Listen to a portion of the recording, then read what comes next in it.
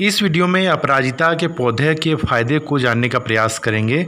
आखिर अपराजिता है क्या? अपराजिता एक छोटा सा पौधा होता है जो झाड़ीदार और कोमल होता है। इस पर फूल विशेषकर वर्षा ऋतु में आते हैं। इसके फूलों का आकार गाय के कान की तरह होता है, इसलिए इसको गोकर्णी भी कहते हैं। अपराजिता सफ़ेद और नीले रंग के फूलों के रूप में मिलते हैं, मगर जो सफ़ेद रंग वाले जो होते हैं काफ़ी दुर्लभ होते हैं। आयुर्वेद के मुताबिक अपराजिता कई स्वास्थ्य समस्याओं को दूर करने में सक्षम होता है और यह एक दिमागी क्षमता को बढ़ाने का भी कार्य करता है। यह पौधा भारत और आसपास के देशों में आसानी से मिल जाता है, जिसका वैज्ञानिक नाम क्लाइटोरिया टर्नेसिया है, जो कि फेबेसी फैमिली से ताल्लुक़ रखता है। इसमें एंटी माइक्रोबियल और एंटी स्ट्रेस, एंटी डिप्रेसेंट और anti diabetic, anti inflammatory, anaesthetic और इंसेक्टिसाइडल गुण होते हैं। अपराजिता के विभिन्न नाम हैं। हिंदी की बात कर लें तो हिंदी में अपराजिता, कोयल, कालीजार। इंग्लिश की बात कर लें तो butterfly, P, blue pea, pigeon wings. Sanskrit की बात कर लें तो गोकर्णी, गिरिकर्णी, योनि पुष्पा, विष्णुकांता, अपराजिता जैसे नामों से जाना जाता है। आज जो देखेंगे अपराजिता के बारे में। अपराजिता का जो फूल मेरे पास है ये डार्क स्याही रंग का है, नीले रंग का है। ये दो रूपों में मिलता है, एक सफ़ेद कलर का और एक स्याही कलर का, मतलब नीले रंग का। सफ़ेद रंग का जो अपराजिता है वो काफ़ी दुर्लभ होता है, मगर दोनों की उपयोगिता समान है।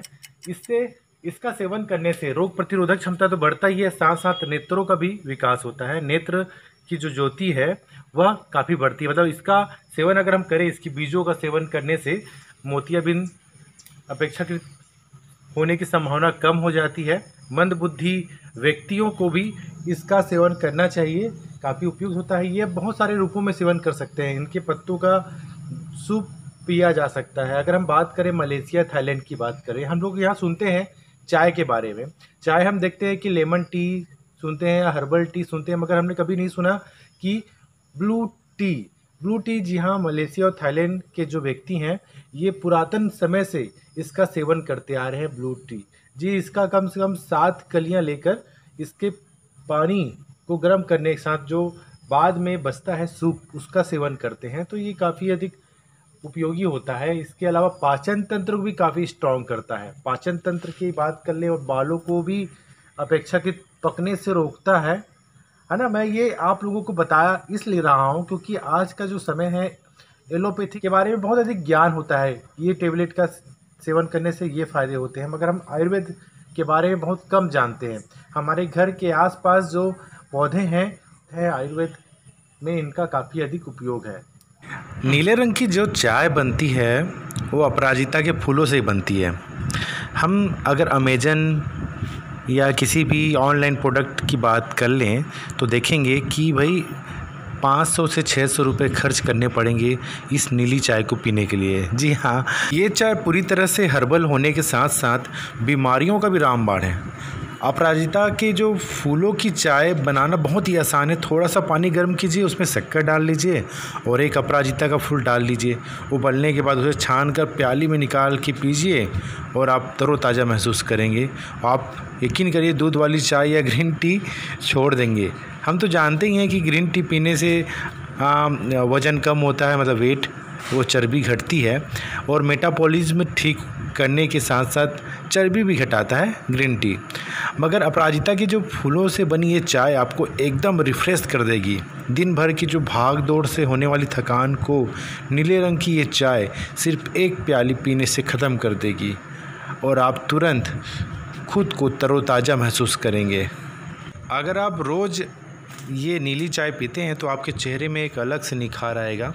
काफ़ी अच्छा होता है कि खून की सफाई भी करता है, मतलब जो खून को भी साफ़ करता है। हम जड़ की बात कर लेते हैं। जड़ में भी काफ़ी कुदरती तत्व होते हैं। अगर जड़ को हम धोकर इसका दतोन के रूप में यूज़ करें तो हमारे दांत का दर्द भी अपेक्षाकृत कम हो जाता है। और बात करें इस जड़ को अगर किसी प्रकार का पेस्ट बना लें, जड़ को मिक्सी में पीस के पेस्ट बना लें और चेहरे में लगाएं तो चेहरा वाकई निखार से भरपूर हो जाएगा, मतलब निखरेगा चेहरा।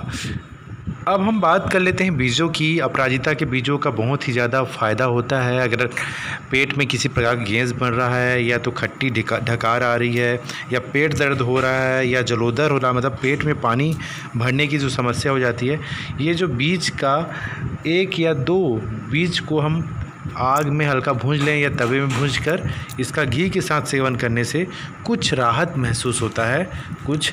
इसके अलावा ये जो बीज है, इस बीजों को पीसकर बालों में लगाने से डैंड्रफ भी दूर होता है। अब बात कर लेते हैं पत्तों की। पत्तों को अगर हम तोड़कर अच्छे से उसको पीस लें और कपड़े में लपेट के जहाँ पर घाव है, जख्म है या जला हुआ कहीं निशान है या फाइलेरिया है, वहाँ पर सेकाई करने से एवं जोड़ों के दर्द को भी ठीक करता है पत्ते।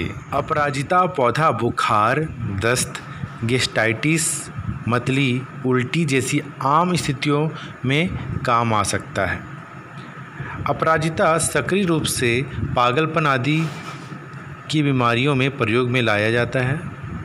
शरीर की आंतरिक विषहरण के लिए ये बहुत प्रभावी उपचार है। नर्वस सिस्टम को ठीक करने के लिए भी अपराजिता पौधे का उपयोग किया जाता है। आयुर्वेद में अपराजिता जड़ी बूटी को मेंथा श्रेणी के अंतर्गत वर्गीकृत किया जाता है।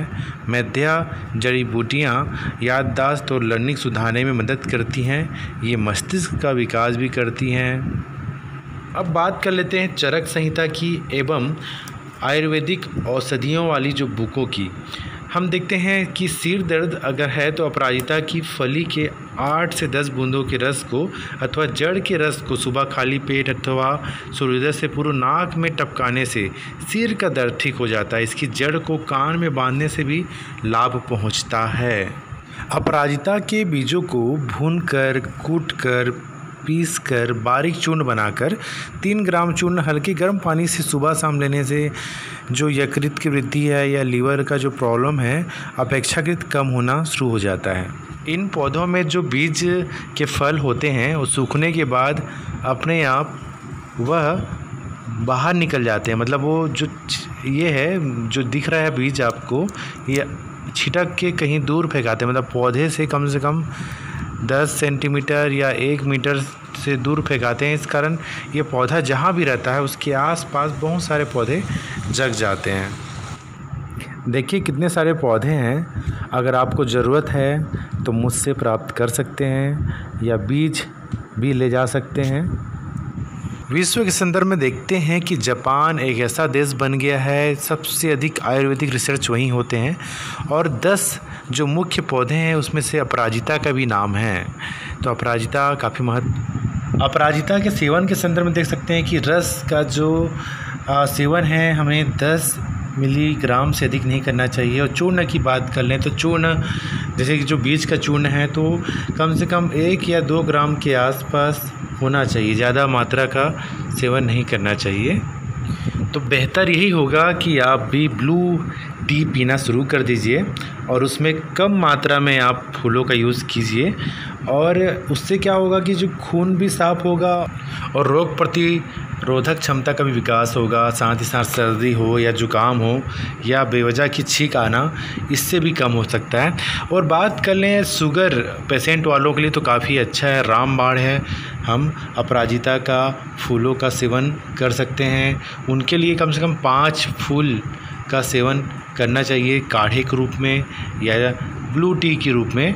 तो आज हमने देखा अपराजिता के फूलों का, जड़ों का, पत्तों का काफ़ी अधिक उपयोगिता है आयुर्वेद में भी, और इस संदर्भ में जापान में भी रिसर्च हुआ है और ये बोला गया है कि शुगर की जो बीमारी जड़ से ख़त्म हो सकती है अपराजिता के फूलों के सेवन करने से। तो बस कोशिश यही करना चाहूँगा कि इस कोरोना काल में आप घर पर रहें, सुरक्षित रहें और कुछ नए नए चीज़ें सीखने का प्रयास कीजिएगा। तो ये अपराजिता का पौधा ज़रूर लगाइए घर में और इसके फूलों का नीली चाय के रूप में, ब्लू टी के रूप में ज़रूर इसका सेवन ज़रूर कीजिएगा। तो आज हमने देखा अपराजिता के फूलों का, पत्तों का फ़ायदा। तो ज़रूर अपना ख्याल ज़रूर रखिएगा। धन्यवाद।